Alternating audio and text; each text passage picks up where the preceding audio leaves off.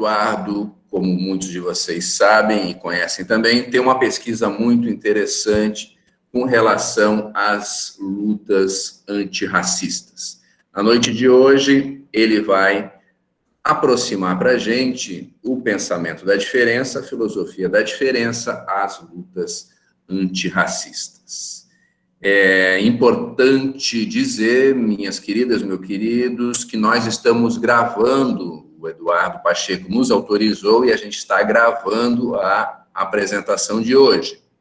Então, caso alguma de vocês, caso alguém de vocês tenha alguma questão com isso, não queira a exposição da sua imagem durante a gravação desse vídeo, basta nos informar. O e-mail do projeto está aqui, está aparecendo aqui para vocês, eu acho, no chat. Se alguém puder botar o e-mail aqui, Lou, talvez. Colocar o e-mail do projeto, porque daí esse é o nosso e-mail institucional, deleizemodosdeusar@gmail.com. Então, não tem problema nenhum, ok? É só vocês avisar a gente. Avisem hoje ainda, até umas 9, 9h30, que daí quando a gente for editar o vídeo, a gravação, a gente retira a imagem de vocês. Mas a gente precisa saber, ok? Então, se alguém não quer a sua imagem na gravação, no vídeo, por favor, nos avisem. Queria te agradecer muito, Pacheco, querido. É um prazer estares aqui conosco. Estamos todos muito curiosos para ver o que você vai inventar, que você vai nos apresentar aí nos seus modos de usar Deleuze, na sua diferença preta. Pacheco, o espaço é todo teu. Por favor, venha para cá, venha para o palco. Eu vou sugerir que vocês deem um clique aí na imagem do Pacheco para centralizar. Acho que vai ficar mais legal no começo. Depois, se quiserem voltar para o mosaico, maravilha. Mas agora, principalmente na entrada, na introdução, talvez seja mais legal centralizar na imagem dele. Pacheco, o espaço é teu. Um beijo. Obrigado. Valeu. Boa noite a todos. Obrigado pelo convite. Eu começo nomeando com quem fala junto comigo hoje à noite. Fala junto comigo Maria de Lourdes Guedes, minha avó negra. Fala comigo Dorvalina Pacheco, minha avó branca. Meu pai, Ney Fernandes Pacheco, branco. Minha mãe, Ione Guedes Pacheco, negra. Benta Maria da Silva, nega Benta. Fala comigo hoje Nilson Tocumbó, Nina Fola, Carlos dos Anjos, Luciano Bedin, Cristiano Bedin.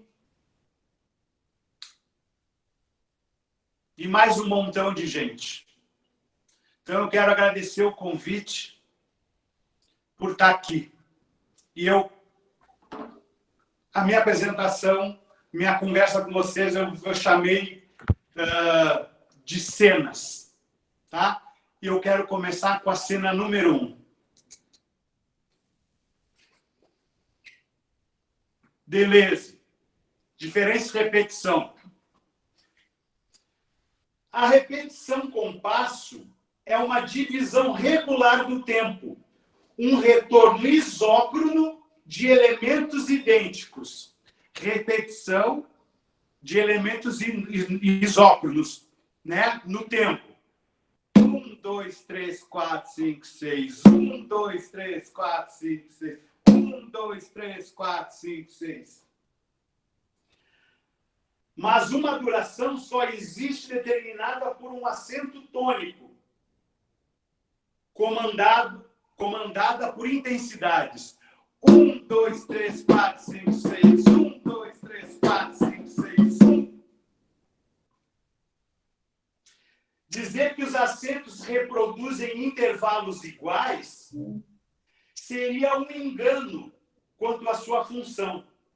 Os valores tônicos e intensivos agem, ao contrário, criando desigualdades os valores tônicos, incomensurabilidade, repetição, compasso, repetição, ritmo, ritmologias.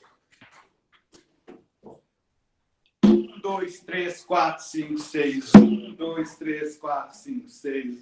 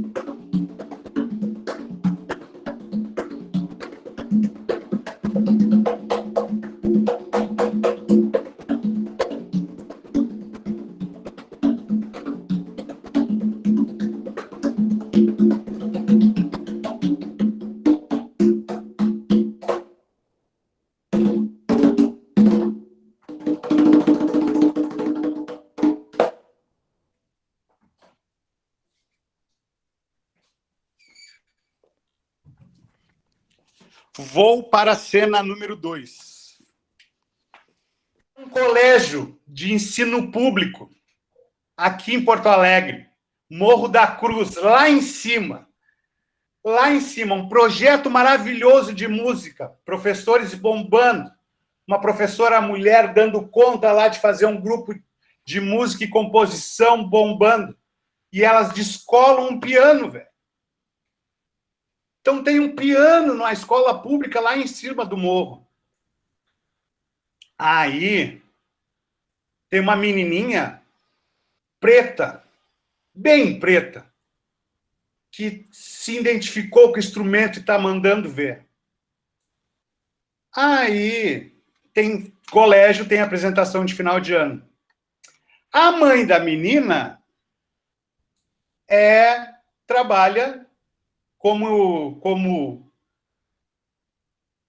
doméstica, como ajudante, né, de uma família. Essa família empregadora vai lá assistir a menininha tocar. Tem aquela relação, né, da família, né? A guriazinha toca piano. Todo mundo se encanta e um dia a guriazinha vai na casa lá onde a mãe trabalha. E a patroa diz assim: quando tu estiver trabalhando aqui em casa, como tu toca muito bem piano, tu vai poder tocar pra gente.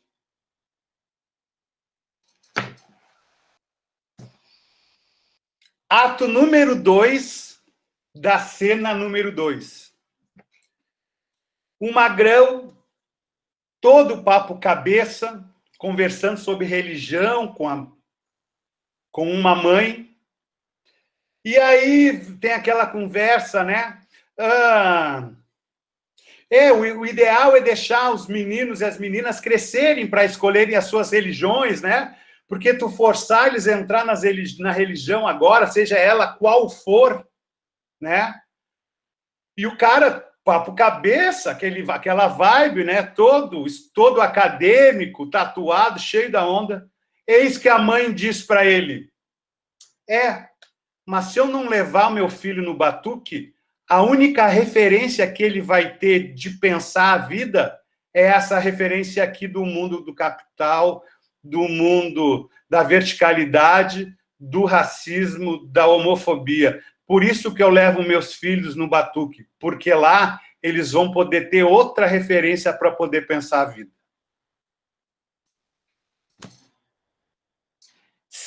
Ato número 3 da cena número 2. O menininho tinha 9 anos, estava no Rio de Janeiro, quando o carnaval ainda não era na apoteose. Ele estava no meio de um monte de gente adulta. Eis que uma bateria de escola de samba se aproxima para passar do lado. Era cordão. E aí, um menininho não viu uma bateria, mal escutou o som da bateria de escola de samba. Ele foi tocado por uma massa sonora da bateria de escola de samba, que tinha mais ou menos 200 pessoas tocando. Foi lá que ele começou a descobrir que o som não é de se ouvir, o som é de tocar as pessoas. Cena número 3. Vou ler um texto. Não tardam a surgir pronunciamento sobre os efeitos da pandemia sobre os nossos corpos, nossos grupos, nossos modos de viver. Com estas aparições, entre aqueles afetos às boas leituras, aos bons pensadores, não é surpresa ouvirmos da necessidade de que possamos nos reinventar. Que este tempo de isolamento sirva para que possamos recriar modos de ser e estar no mundo. Não se faz necessário citar os filósofos, os pedagogos, sociólogos, artistas, entre outros, que são lembrados nos textos, nas lives e nas reuniões virtuais, exaltando tal demanda. Se esta máxima há de tomarmos estes tempos como provocação para... me perdi, vou de novo. Se esta máxima há de tomarmos esses tempos como provocação para transformações, encontra eco em vários terrenos, também é crível que esta não é uma exclusividade da situação presente. No entanto, a fórmula vírus mais pandemia versus isolamento tem a capacidade de lançar um fermento para o compartilhamento destas ideias. Elas surgem nos artigos que falam do isolamento, daqueles que agora se encontram em solidão e, tomados pelo povo que está por vir, faz da palavra a saída para a invenção. De corpos que agora devem se transformar na medida que não é mais a presença real, mas o estar virtual que os faz atuar num mundo de distâncias. Não tardam a chegar as lembranças dos artistas, sejam eles escritores de romance, compositores ou artistas visuais que bajulam as suas solidões. Eis o encontro da solidão forçada com a solidão da invenção do ser que cria. E aí o vírus dá o seu golpe de mestre, na malandragem, ao modo da capoeira. Diz que vai para lá e vem para cá. Olha para um lado e joga a perna para o outro. E ficamos, nós, mais uma vez na história, criando nossos lugares de conforto, burgueses, brancos, ótimos organizadores de palavras, mas distantes da vida. A solidão da pandemia como alimento para nós, pensadores e inventores. Falas que, traquejadas de burlas escriturárias, repetem o que criticam, o esquecimento daqueles outros. Palavras que viram clichês e fazem girar as mesmas engrenagens de sempre, que, mesmo muito bem disfarçadas, sempre deixam os mesmos de fora. E todos sabemos quem fica de fora.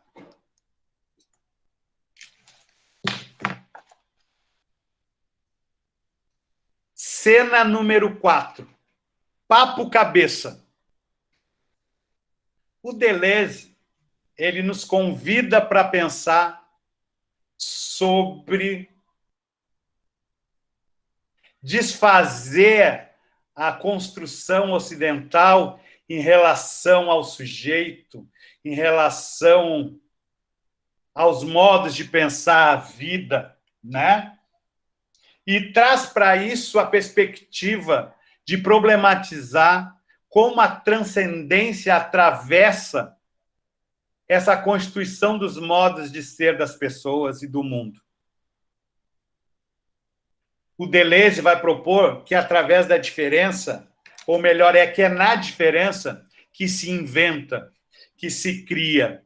E ele vai construir uma problematização outra, pegando os Platão, os Kant e os Hegel da vida, para problematizar como é que eles construíram a ideia da invenção, a ideia do pensamento, a ideia da imagem,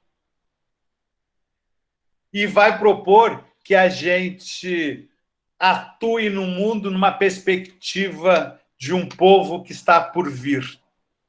Ele pega a arte para pensar isso e propõe que a arte é um modo de pensamento que atravessa os outros modos de pensar, a filosofia e a ciência. E que, através do pensamento em arte, a gente, em vez de comunicar e dar informações para os outros, produz sensações. E, através dos perceptos e afectos, interfere e é interferido no mundo. Aí vem o Muniz Sodré, negro, pensador, escritor, que vai dizer o seguinte. Ele não diz sozinho, outras pessoas dizem, mas escolhi ele para trazer isso. O Ocidente resolveu, através de uma complexa trama que vem se construindo ao longo da história, o Ocidente resolveu que existia um jeito de ser gente, um jeito de estar no mundo. Construiu uma matriz de pensamento calcada na perspectiva da transcendência, que joga para cima, que joga para o céu, né? E joga para a individualidade as possibilidades de estar no mundo. E descarta que outros modos de viver sejam dignos de atenção ou que possam ser importantes e servir de exemplo para que a gente possa atuar no mundo.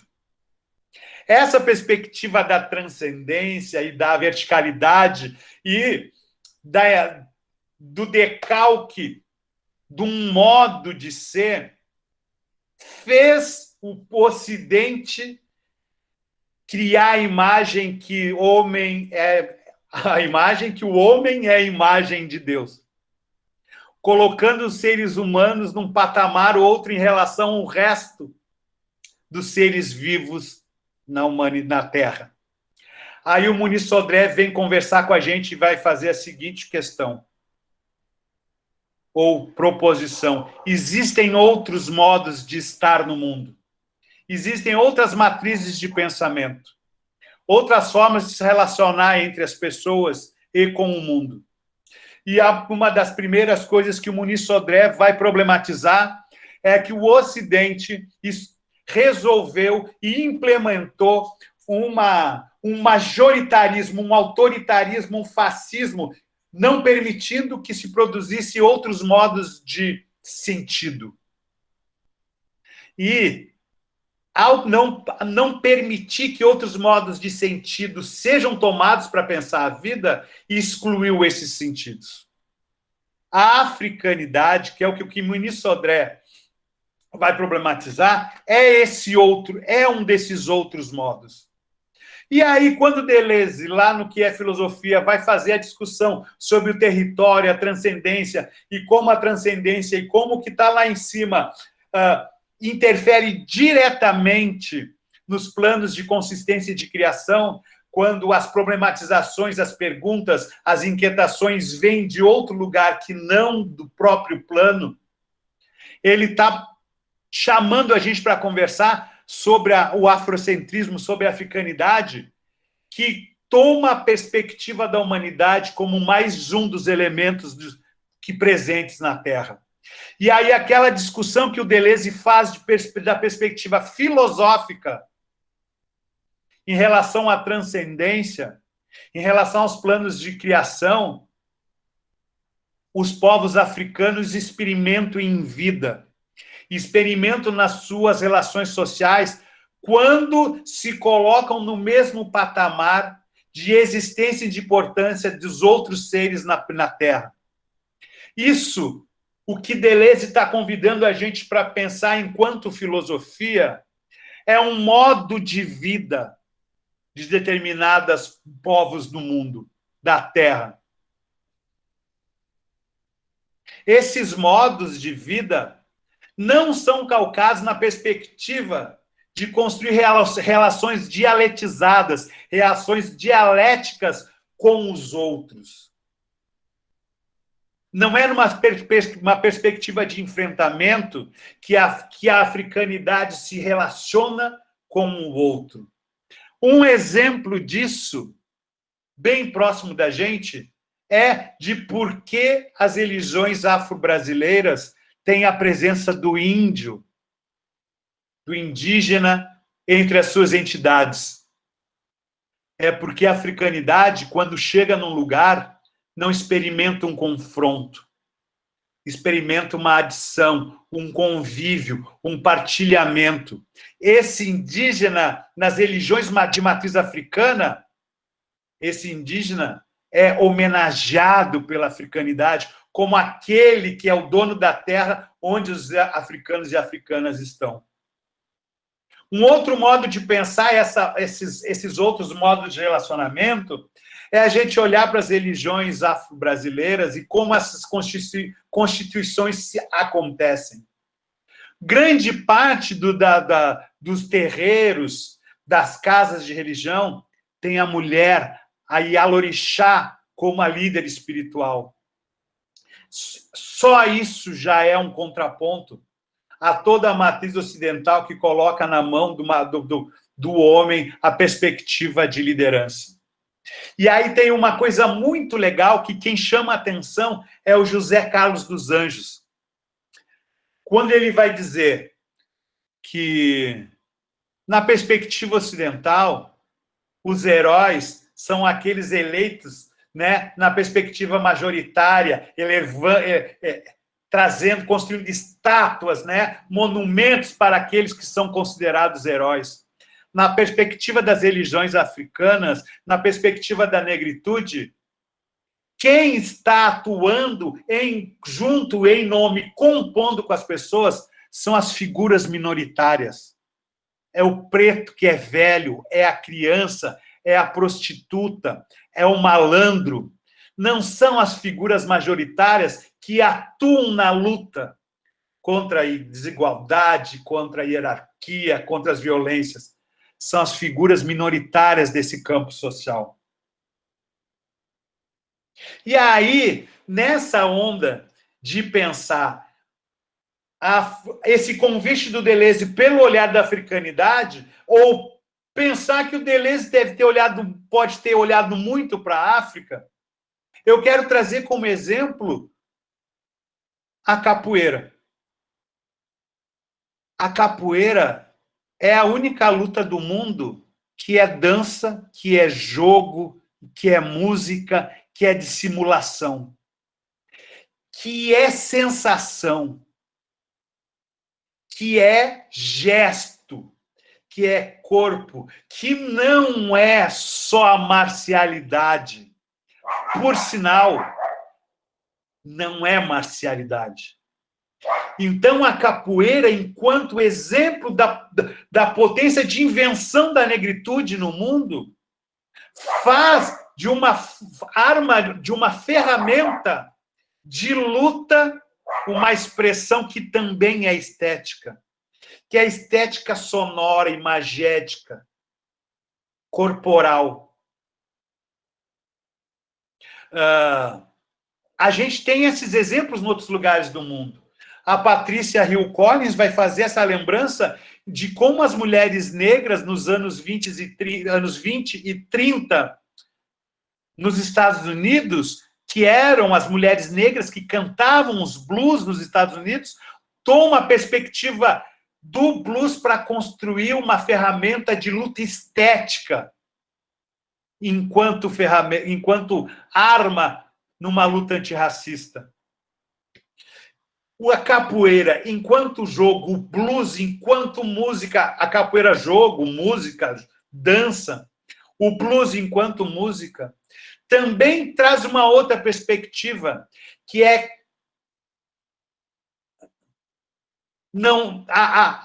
o enfrentamento de que se desfaça a dialética coletivo, indivíduo, indivíduo, coletivo.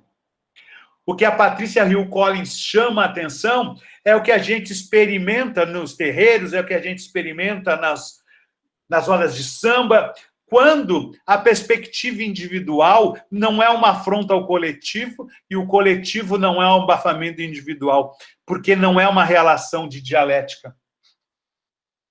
É uma relação de soma, de encontro, de potência. E aí, se eu vou tirar uma onda, o Spinoza estava falando de encontros potentes, que o Deleuze vai usar isso. Tu imagina 200 pessoas tocando junto um tambor.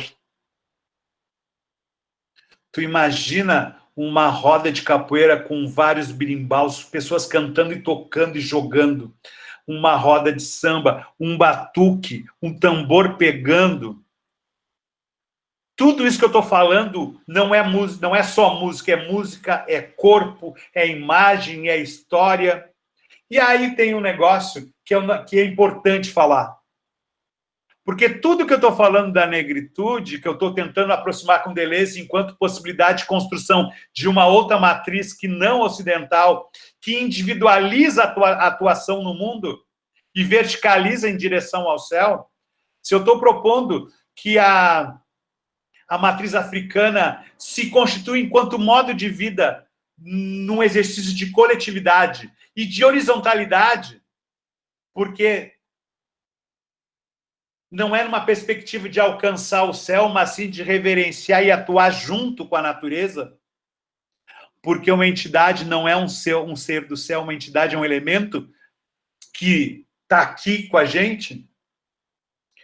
Tudo isso que eu falei não acontece sem que o corpo esteja muito envolvido. E aí, gente, de uns anos para cá, por exemplo, a academia começou a falar do corpo, né? O corpo, porque o corpo na educação, o corpo, a gente tem que começar a levar em conta o corpo, aí vem até esqueci o nome do fulano lá, o francês, aquele que fala de corpo, e corpo para cá, corpo para lá, todo mundo está falando de corpo, e a academia vai nas psicologia, nas educação, nas diferenças, corpo para lá, como se não tivesse mais da metade da população brasileira que faz isso em vida. A gente faz esse convite para tratar do corpo como se não tivesse metade da população do Brasil que se expressa já com o corpo. E aí tem um outro aspecto. Ah, o Merleau-Ponty, muito bem, minha colega Maria Cristina Schaeffer me ajudando. E aí tem uma outra perspectiva. Esse corpo, esse jogo de capoeira, esse tambor que bate, essa relação com a natureza, essa perspectiva de atuar com o outro, não pela dialética, mas em composição, faz parte de uma matriz que tem na oralidade uma das suas maiores forças. E aí, eu fico pensando que se o Deleuze olhou, ou se o Nietzsche olhou para a africanidade, porque quando a oralidade é uma das ferramentas que atua no modo de vida das pessoas, aquela história, aquele modo de pensar, aquele entendimento de vida que eu aprendi quando criança e agora é a minha vez de passar, vai estar atuando num modo de repetição. Como é oralidade, como é em movimento, eu vou repetir já com a bagagem do tempo que eu estou. E isso é o que o Ritornello propõe. A oralidade é essas informações, essas histórias que vão sendo contadas e volta o tempo e vão sendo contadas num ritornello, só que, ao ser contadas novamente, carregam consigo toda a força da invenção, que é o que o Deleuze falou do ritornello, que é o que o Nietzsche falou do eterno retorno. Então, esses convites que o Deleuze está fazendo, que foi junto com Spinoza, foi com Nietzsche, com outras, tem uma galera aí propondo que são modos experimentados de viver de sociedades que estão na vida. Modos de viver outras experimentações. Cena número 5.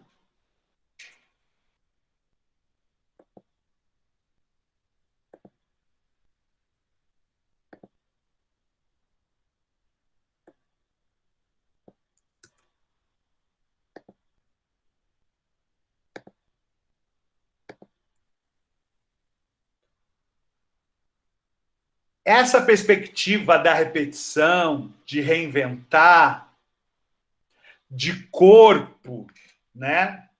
Ó, esquece esse link aqui que eu botei que está errado, não é esse aqui. Eu quero compartilhar com vocês num fazer, tá? A gente vai escutar o vídeo que eu vou colocar agora, a gente vai escutar até 4 minutos, tá? Cadê? Tá aqui.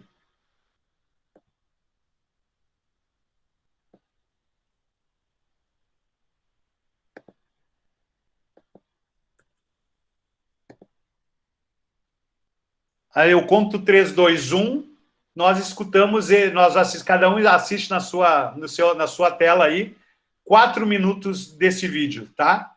E a gente volta. 3, 2, 1. A galera tá aí já, né? E aí, o Deleuze... vou inventar a minha descrição do Deleuze, tá? A sua obra, ele vai estar elegendo inimigos, tá? Ele elegeu a hierarquia como inimigo, ele elegeu a repetição do mesmo como inimigo, né? A homogeneidade como inimigo. E aí ele vai expressar isso De Vir é um exemplo disso, como um conceito totalmente imbricado com a heterogeneidade.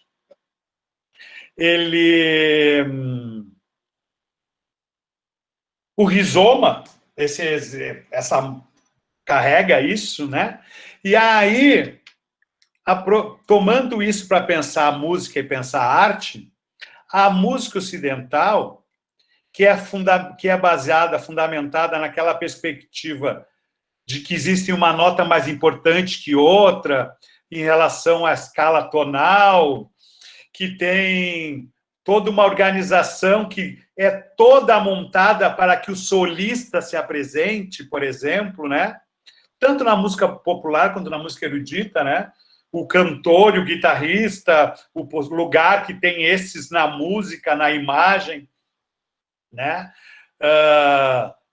Na música erudita, qual é o local dos instrumentos de ritmo e qual é o local do violino.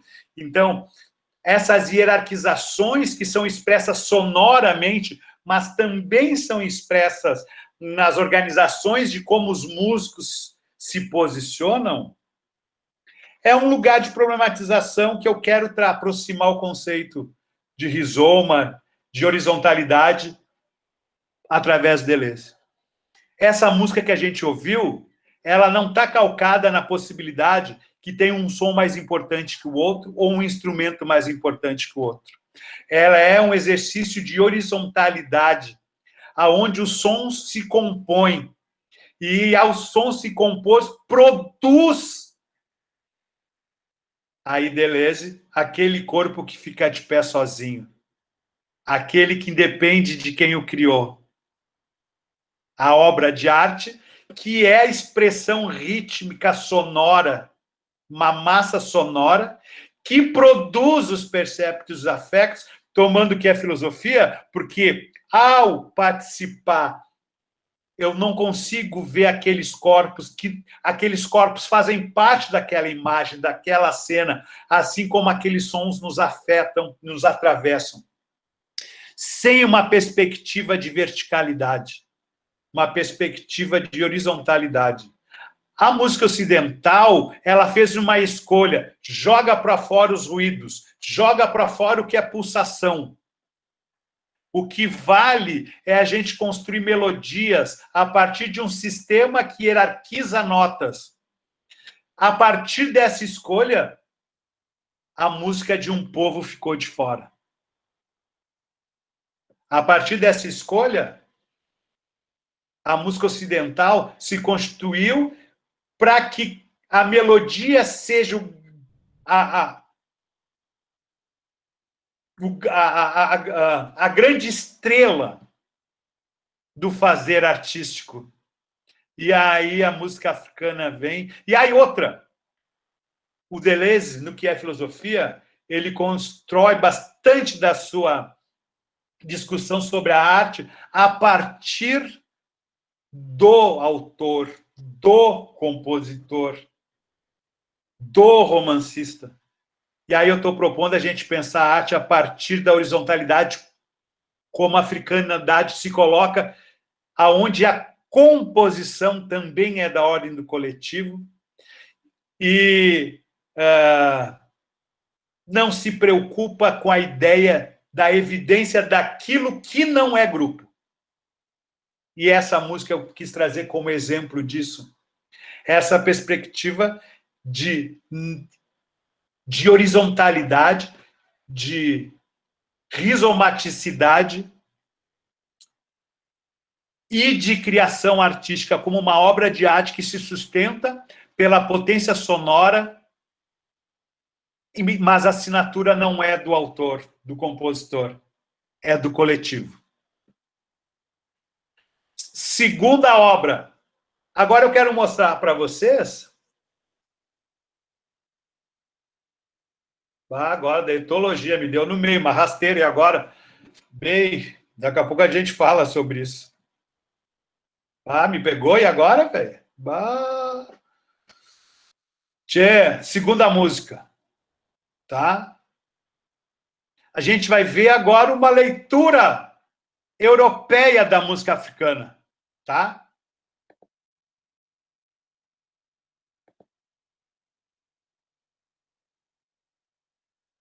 Essa aqui,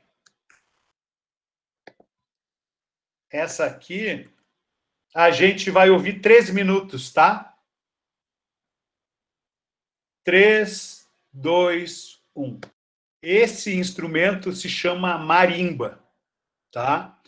O que a gente chama de instrumentos de barra, né, de teclas, são instrumentos de percussão que tu bate neles, né, tu percute neles para sair som. E esse instrumento que a gente viu já é um instrumento ocidentalizado, né? Ele vem de instrumentos africanos, né? De marimbas africanas. Mas o que eu queria compartilhar nessa música com vocês, que essa música, que é um contraponto à ideia ocidental de compor, a música ocidental erudita, em especial, ela se calca na ideia de construir uma melodia que narra uma história, tem um início, um meio e um fim.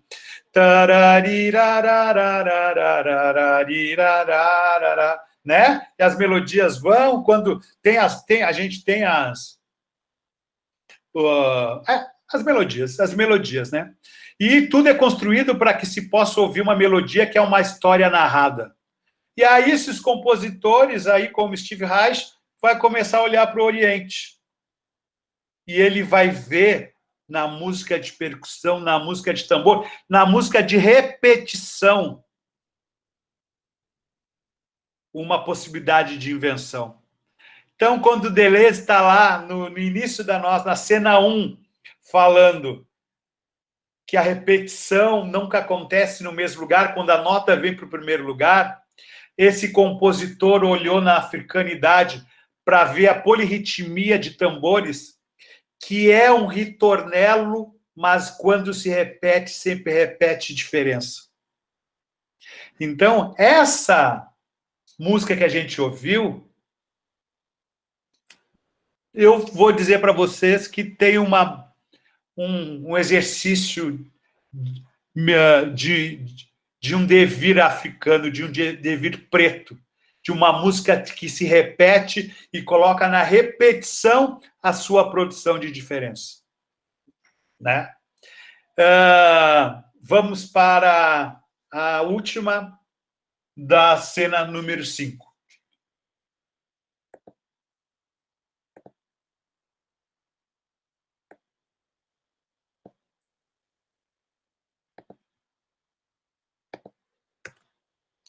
Essa música é resultado de um trabalho coletivo de 6 pessoas. Uma delas está aqui na sala com a gente, se chama José Everton Rossini. Meu irmão, meu brother. 3, 2, 1, tá? 3, 2, 1. Então, isso expressa isso tudo que a gente está falando, conversando, na minha tentativa de ser professor de música, na minha atuação como professor de música, junto com o Zé Everton, que está aqui junto com a gente. Isso essa composição tem que ser assinada por 6, por 8, por 10, talvez até lá, em Everton, uns 40 assinam essa música, né? E essa música ela é assinada por quem está aqui, por quem veio antes. E se der bobeira, é assinada por quem vai chegar também, porque ela não é de alguém, né?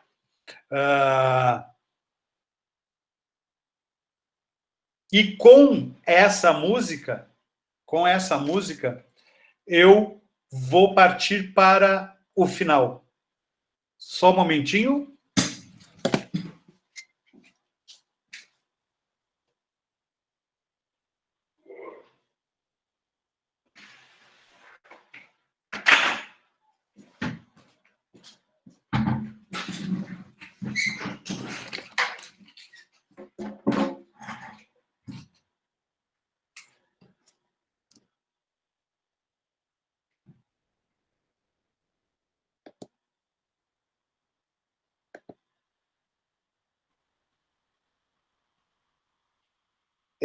O final da minha fala vai ser um toque de tambor para Sandra Coraza, que está hospitalizada, está doente, e então eu encerro a minha fala fazendo um toque para Sandra Coraza.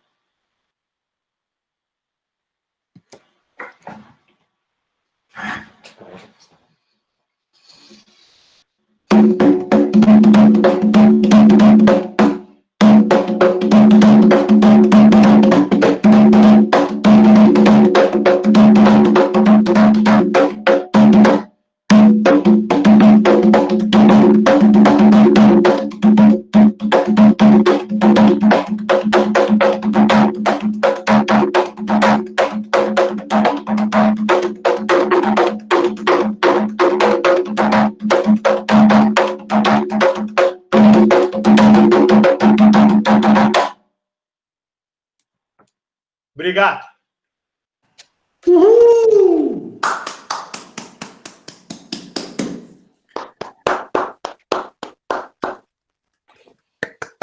Não, Pacheco, muito bom, querido. Povo amado, vamos trazendo as questões aí enquanto vocês vão pensando no que colocar, como provocar o Pacheco para reagir um pouco ao que mais lhes interessa.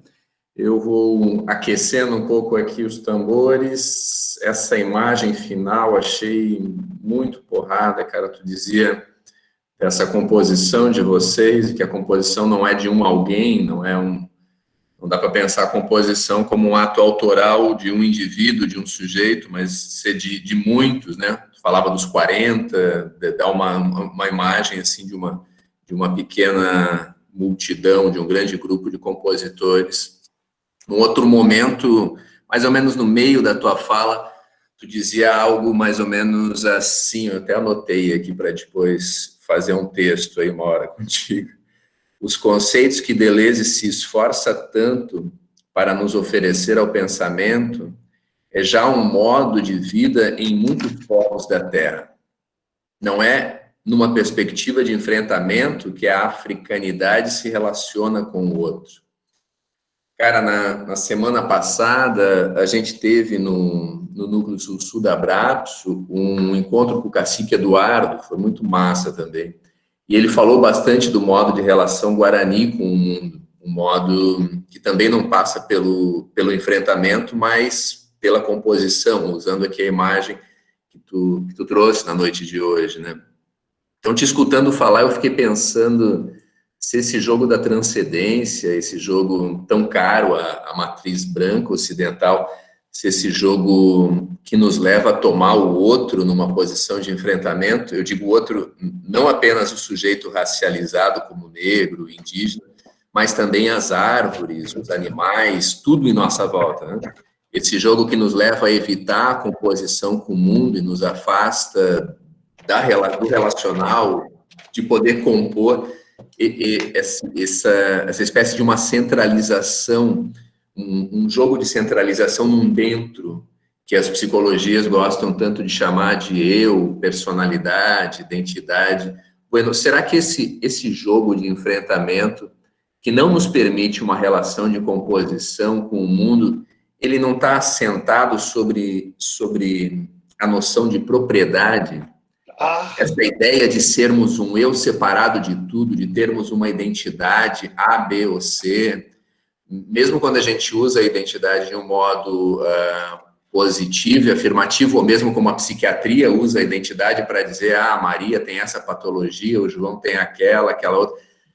Não parece que isso tudo tem uma relação com essa noção do próprio, da propriedade, e é ela que nos separa de poder entender que a gente está numa composição, como entende bem outras matrizes de pensamento. Não sei, foi coisas que eu fiquei pensando, queria te ouvir reagir um pouco sobre isso. Eu acho que sim, eu acho que faz parte desse caldeirão de alquimia e de invenção do Ocidente, saca? Se a gente tomar a partir de uma perspectiva histórica, já no Antigo Testamento, o outro é negado, né? O outro de pele escura é negado, né? Com os dois filhos lá, eu nunca sei o nome dos dois filhos lá, né? O filho de um é o povo africano, o amaldiçoado, né? Então, a história do Ocidente vai se constituindo na perspectiva de que o outro, o de pele não branca, é isso aí, Caim e Abel, o outro de pele não branca não é constituído de humanidade, né? E isso, depois, a galera aí da filosofia, a galera da psico, vai dizer, vai lembrar que o Kant, o Hegel, eles têm frases explícitas para dizer que os não brancos não são gente, né? Aí a gente vai chegar no capitalismo, né, no século XVII, XVIII, XIX, que aí o Mbembe vai falar muito disso, Fanon, dessa costura que o capitalismo faz em relação à propriedade para consolidar o capitalismo, né? E aí uma das imagens é o seguinte, que me vem com a tua colocação. Se, na perspectiva da africanidade, os seres humanos não são mais importantes que os outros seres da Terra, sejam eles mineral, vegetal ou animal, né? Se é sempre numa perspectiva de composição, essa ideia deve apavorar o capitalismo. Porque tu imagina, tu não pode mais fazer tudo em nome dos seres humanos, porque os seres humanos não são mais os mais importantes. Tu imagina a relação de um povo com a montanha e com a terra, se essa terra é tida como um par no viver, né?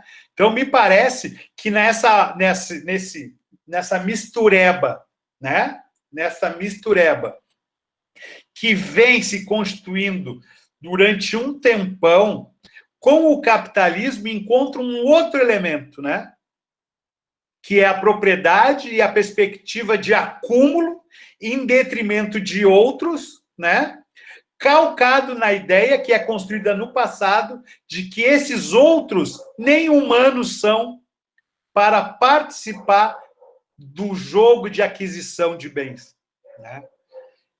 Tu desconsiderar a terra, o animal, o vegetal.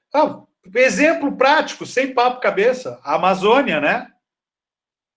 Por exemplo, né? Então, me parece que sim, que como um dos elementos que constitui o racismo, a discriminação e a construção de uma alteridade negativa em relação ao outro, ao negro, a propriedade é um dos elementos importantes para fundamentar e tentar bancar a ideia de hierarquia de uns seres humanos em relação aos outros. Maravilha, querido. A Amanda Hasman, ela está te pedindo o seguinte, ela diz assim aqui pelo chat: queria entender mais sobre essa relação da dialética e esquizoanálise, se puder falar mais sobre. Tá. Eu não tenho, assim, acho que eu não... Sobre a esquizo, eu peço para a galera se ajudar aí, tá? Mas quando eu cito a dialética, tem a ver com isso que a gente estava falando agora. A perspectiva dialética sempre se coloca num modo de contraponto ao segundo elemento, né?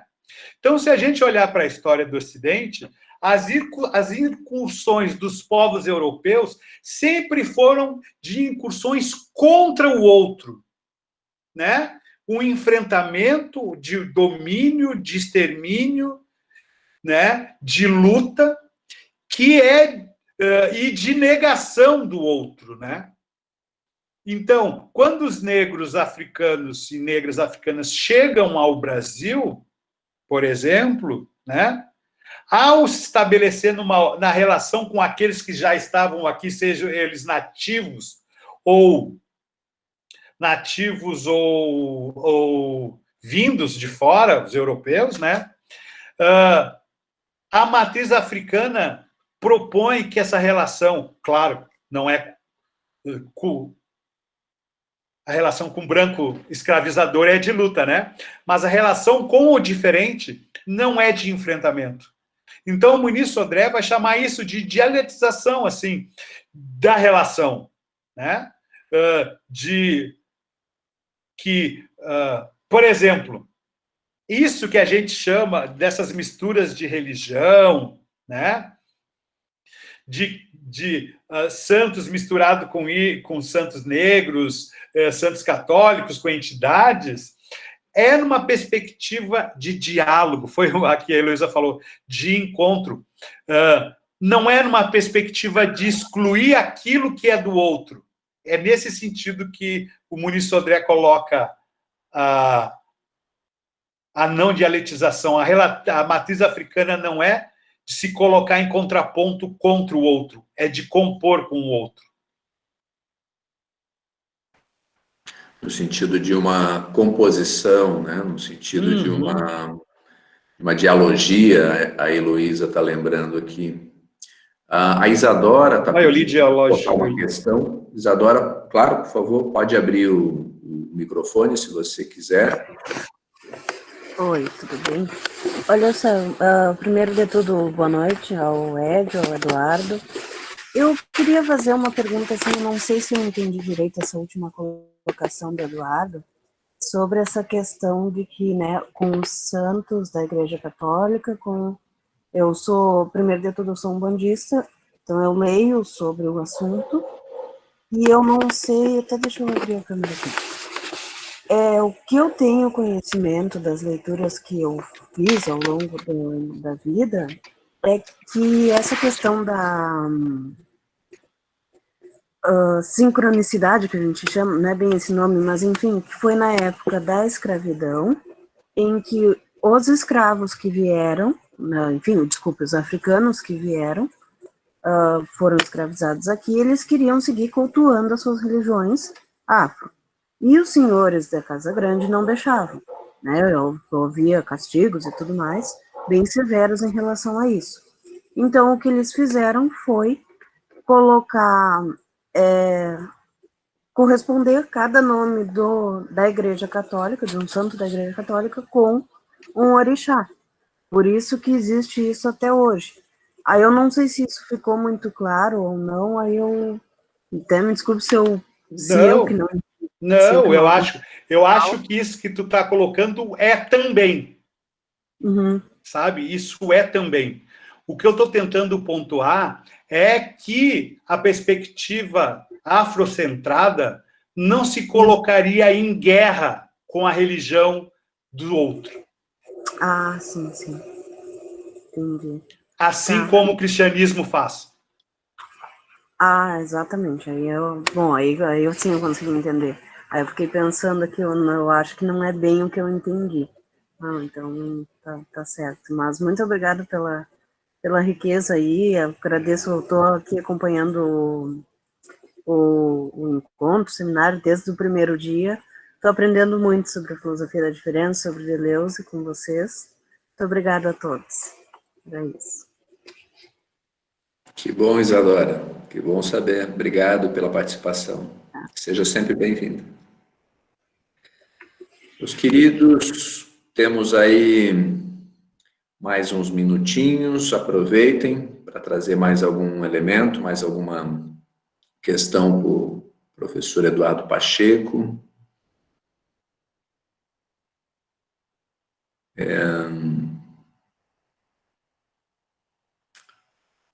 Luciano Bedin. Você é da onde, Luciano Bedin? Está colocando uma questão aqui. Tu falas muito da perspectiva da composição e a perspectiva do combate. Como tu enxergas? Ah, legal. Tá, mas... Sacou a pergunta? Ele disse que tu afirmou bastante a perspectiva da composição na fala. Bueno, mas e a perspectiva do combate? Como é que tu enxerga? Essa composição é um combate. Porque essa composição se coloca noutra perspectiva que não é da exclusão. Né? A própria composição é um modo que é... Resistência é uma palavra que a gente, cara às reuniões do Modas de usar, né? Que se coloca em resistência ao majoritário. Né? O majoritário não é da ordem da composição. O majoritário é da ordem da verticalização, da hierarquização e da exclusão. Então, compor é burlar isso. Né? Então, essa composição é combate.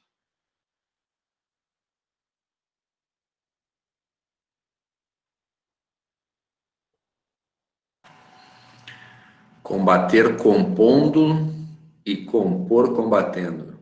Ah. A composição como combate. Pode se chamar assim o texto que a gente vai escrever junto um dia. Aí. Composição como combate. Pode escrever. Ô, Edu, posso fazer uma entrada aqui também? No início, primeiro te dar os parabéns, assim, eu achei excelente não só o conteúdo, mas a expressão, né, essa tua variação, assim, ao longo da tua fala, que foi mais do que uma fala, né, foi uma performance, assim. Tu iniciaste falando do batuque, né, da mãe que, né, faz questão de levar o filho no batuque, né. Eu queria também te ouvir um pouco sobre essa ocupação, assim, nas comunidades das igrejas pentecostais, assim, que esse tem sido um fenômeno grande, né, não sei, estava conversando com um amigo do Rio de Janeiro, assim, diz que isso é muito violento lá no Rio, que se tem percebido isso também aqui, por aqui, assim. Como é que tu enxerga isso, assim, porque me parece que aí tem um movimento de ocupação mesmo, de produção de desejo mesmo nas comunidades, assim, onde muitas famílias, assim, geracionalmente ligadas à religião africana têm migrado mesmo, assim, porque entra para uma lógica que é, assim, numa dialética dura, né, assim, nós e eles, então, como se mudasse de registro, né, assim. Como é que tu enxerga isso, cara, assim? Porque realmente isso é muito, para mim, é muito novo, assim, não sei o que pensar sobre isso, assim. Até ó, a Nina tá aí. Nina, se quiser ligar a câmera e o microfone para falar, a Nina é minha amiga, minha companheira de música, de parceria. A Nina tem uma discussão bem forte em relação a isso que tu está colocando, Luciano. Os pentecostais, eles exageram nas consequências de negar o outro, né? De abafar a possibilidade que o outro tem um modo de existência e vão na violência, isso, né? Eles exageram nessa perspectiva de que o outro não sendo como deveria ser, não pode existir, né? Cara, isso é um fenômeno muito sério que está acontecendo no Brasil há algum tempo. A gente tem uma série de situações de violência acontecendo hoje. Então, volta e meia, a mídia não dá a atenção que isso merece, porque isso se chama racismo religioso, né? E me parece que é, mais uma vez, a tentativa de desfazer e de colocar a multiplicidade e a diferença como perspectiva do viver. O que é o neopentecostal? O neopentecostal é a vontade extrema e violenta de impor unidade na perspectiva do um, desse um como Deus verticalizado no céu, né? E de corpo, de imagem, né? De ser, ontologicamente. Me parece que os pentecostais, eles enfrentam a multiplicidade. Esse é o inimigo deles, né? E a gente tem que se colocar e enfrentar. Nina, não sei se a Nina está aí. Ô, Nina, fala um treco sobre isso. Está aí ainda?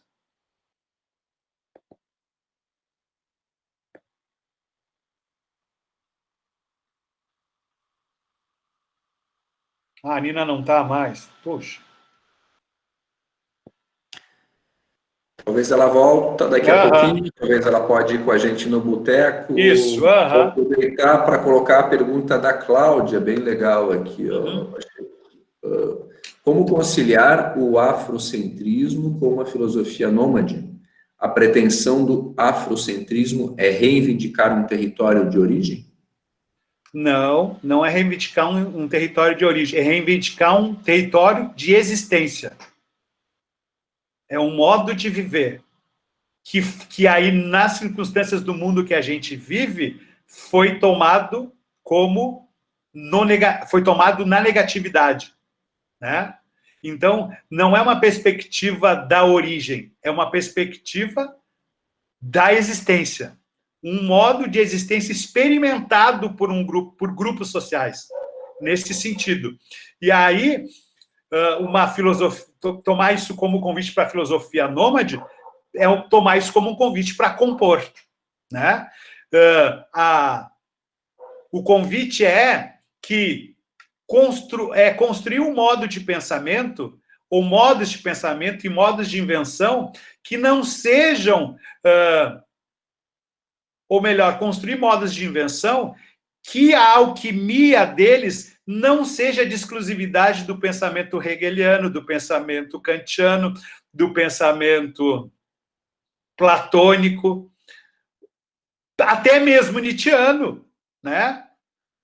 Ou deleuziano, que essa alquimia possa ser composta pelas entidades das religiões de matriz brasileiras, das entidades de religião matriz africana, que a imagem não seja só de Dionísio, mas seja de Exu, que a imagem não seja da problematização da discussão só de Apolo, mas que seja uma discussão de Iemanjá, de Exu, de Xangô, como referências de pensamento. Então, não é reivindicação da origem, mas de um modo de existência. E aí, um golpe para a gente, para dar uma problematização. A reivindicação de pensar o mundo a partir de um modo de existência de um povo que está e não de um povo que está por vir.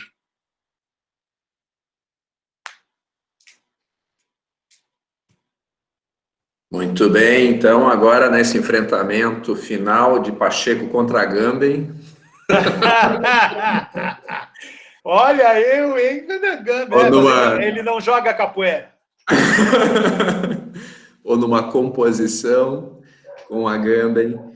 Vamos passando para o nosso finalmente. Deixo aí a palavra para o Pacheco, se quiser trazer uma última batucada ou um último poema para a gente, já convidando todos que quiserem para conhecer, quem não conhece ainda, o nosso boteco, a Taverna do Lapso, está o endereço aqui embaixo, todos convidados. Nós vamos lá tomar agora uma birita com o Eduardo Pacheco, fazer uma sonzeira e prosear um pouco. Beijo a todas, a todos. Pacheco, finalização é sua, meu querido. Essa é para eles que têm pés descalços, mãos secas e sola que é casa de bicho de pé, que fazem sons com a boca, com os pés descalços ladeira abaixo, tocam 4h33 sentado em carteiras. Essa é para eles que falam de música porque gostam ou porque não. Essa é para eles que tem como teto o céu, e o cobertor a sua própria urina, e que não são convidados para entrar nas salas de concerto. Obrigado.